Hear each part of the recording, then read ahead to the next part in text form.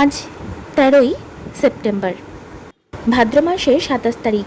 আর আজকে শনিবার যেহেতু, তাই আমরা বার পুজো করার জন্যে গেটবাজারে শিবশক্তি কালী মন্দিরে গিয়েছিলাম। প্রথমেই সকালবেলা ঘুম থেকে উঠে ঘরের একটু কাজ করে তারপর স্নান করে দিদি, আমি, মা বেরিয়েছিলাম মন্দিরের উদ্দেশ্যে।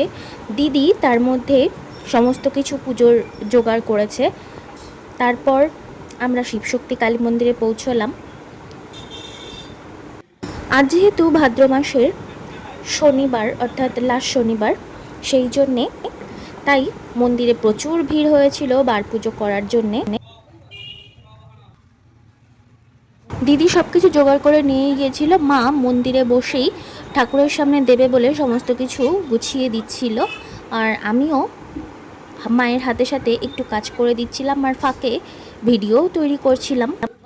মা সিন্নি প্রসাদের জোগাড় করছিল, ঠাকুরের সামনে দিতে হবে, তারপর নামগোত্র ধরে পুজো হবে।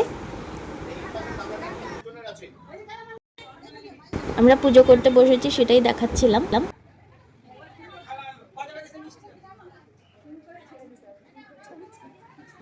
ঠাকুরকে নিবেদন করার জন্য যে প্রসাদ রাখা হচ্ছে সেটাই ভিডিও করছিলাম, এত সুন্দর লাগছিল।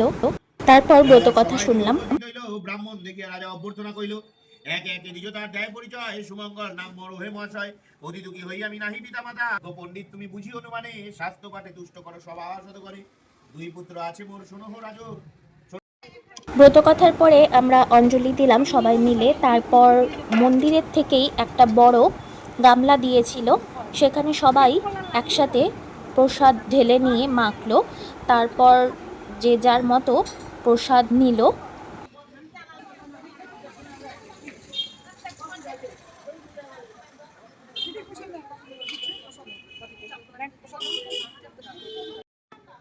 তারপর আমরা সবাই মন্দিরের বাইরের জায়গাতে দাঁড়িয়ে প্রসাদ খেলাম। মা টোটোর জন্য দাঁড়িয়েছিল। তারপর আমরা টোটো ধরে বাড়ি ফিরে এসেছি। আজকের ভিডিও এতটুকুই, দেখা হবে নেক্সট ভিডিওতে। টাটা।